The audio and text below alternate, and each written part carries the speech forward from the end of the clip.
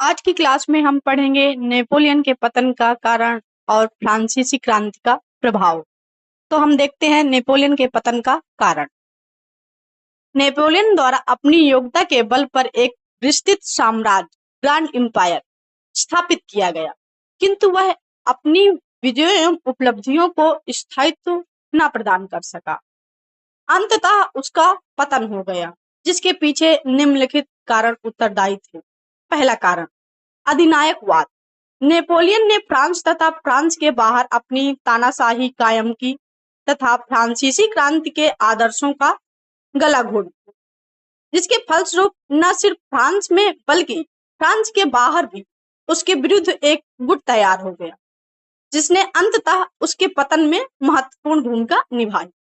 दूसरा कारण, साम्राज्यवादी महत्वाकांक्षा व अनवरत युद्ध।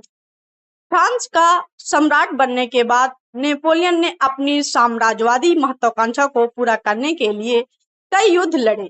इन युद्धों में उसने मित्र कम शत्रु अधिक बनाए। नेपोलियन ने जिस सेना के बदौलत अधिकांश युद्धों में सफलता प्राप्त की थी, वह भी अब थक चुकी थी। नेपोलियन का साम्राज्य युद्ध में पनपा था, युद्ध में ही उसके अस्तित्व का आधार बना और युद्ध से ही उसका अंत हुआ। तीसरा कारण, राष्ट्रवाद की भावना। नेपोलियन के विरुद्ध राष्ट्रवाद की भावना का विकास नेपोलियन के पतन का एक प्रमुख कारण बना। नेपोलियन ने अपनी विजित प्रदेशों में अपने संबंधियों को शासक नियुक्त किया, नागरिक स्वतंत्रता का हनन किया, इंग्लैंड को व्यापारिक बहिष्कार के लिए बाध्य किया। इन सब के परिणाम स्वरूप इन क्षेत्रों में नेपोलियन विरोधी भावना प्रबल हो गई। पुर्तगाल, स्पेन, प्रसा, रूस आदि देशों के निवासी राष्ट्रीय भावना से उत्प्रेरित होकर अपने शासकों के साथ हो गए। इन क्षेत्रों में नेपोलियन का विरोध मात्र राजनीतिक नहीं रह गया, बल्कि वहां की जनता भी इस विरोध की सहभागी बनी। महाद्वीपीय व्यवस्था, जिसको हम विस्तार से पीछे की पढ़ चुके हैं, आप पीछे की नोट्स में या पीछे वाले लेक्चर्स पे देख सकते हैं। पांचवा कारण, फ्रांस की दुर्बल नौसैनिक शक्ति। नेपोलियन अपने सबसे प्रमुख शत्रु इंग्लैंड से नौसैनिक प्रतिस्पर्धा में पिछड़ गया। उल्लेखनीय है कि महाद्वीपीय व्यवस्था की असफलता का एक प्रमुख कारण भी नौसैनिक बेड़े का सशक्त न होना। पारिवारिक मोह। नेपोलियन ने एक बार मेटरनिक से कहा था कि जितना लाभ मैंने अपने संबंधियों को पहुंचाया, उससे अधिक हानि उन्होंने मुझे पहुंचाई। संकट के समय किसी ने नेपोलियन का साथ नहीं दिया। नेपोलियन के पतन का कारण एक से अधिक है। अपने पतन के लिए एक बृहद सीमा तक वह स्वयं जिम्मेदार है।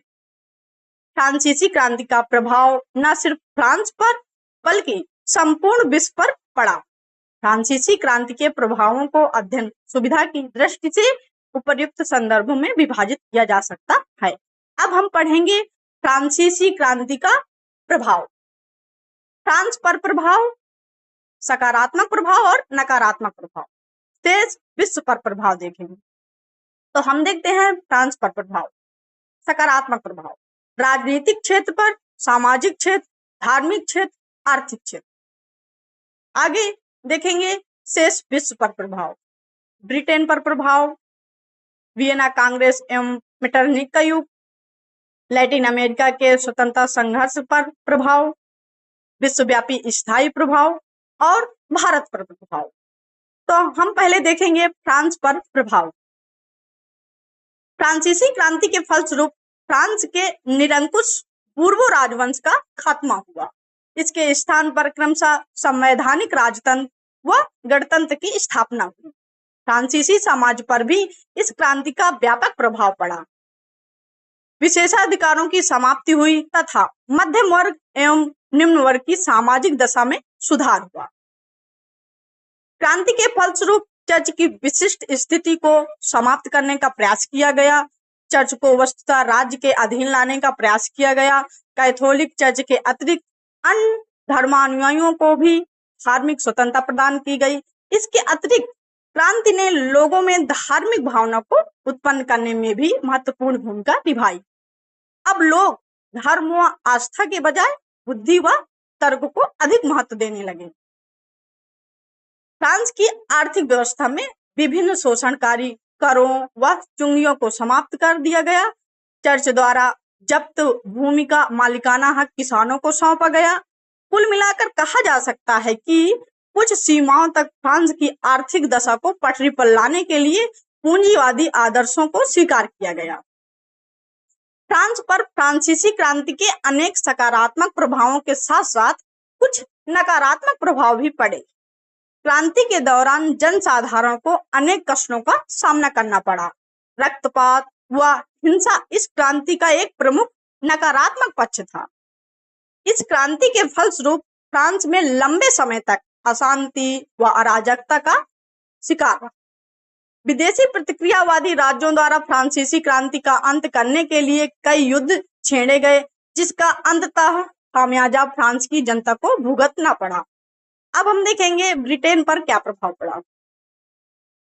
प्रारंभ में ब्रिटेन में फ्रांसीसी क्रांति का स्वागत किया गया, किंतु जैसे जैसे क्रांति का स्वरूप उग्र व हिंसक होता गया, वैसे वैसे ब्रिटेन का रुख क्रांति के प्रति नकारात्मक हो गया। ब्रिटेन के प्रधानमंत्री ने क्रांति के प्रभाव पर अंकुश लगाने के लिए विभिन्न प्रकार के प्रतिबंधों का सहारा लिया। इस क्रम में समाचार पत्रों की स्वतंत्रता, राजनीतिक सभाओं व भाषणों पर प्रतिबंध, संदिग्ध विदेशियों पर कड़ी नजर, मजदूरों के संगठन पर नियंत्रण आदि का प्रयास किया गया।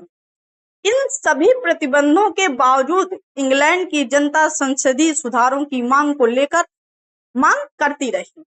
अंततः ब्रिटेन को 1832 ईस्वी में प्रथम संसदीय सुधार अधिनियम पारित करना पड़ा।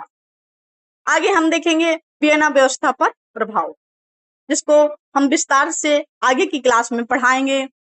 अगले प्रभाव को देखेंगे, लैटिन अमेरिका के स्वतंत्रता संघर्ष पर प्रभाव।